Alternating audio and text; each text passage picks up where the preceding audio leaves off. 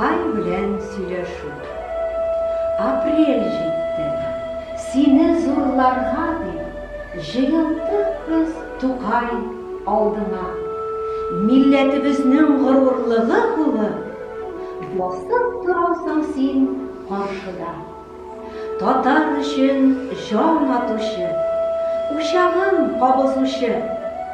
Габдулла, син татар халкының мәңге яшь язучысы. Яшь башыңа күпме акыл, күпме гыйлем синең сыйган. Ширек гасыр бары яшәсәң дә, син бит мәңгелеккә туган. Җырларыңны күпме милләт халкы төрле телдә яңгырата. Су анасы шүрәлеләреңне, сарык белән кәҗәңне дә бар да ярата. Ядкар итеп язып калдырган шигырьләрең дәва җанга.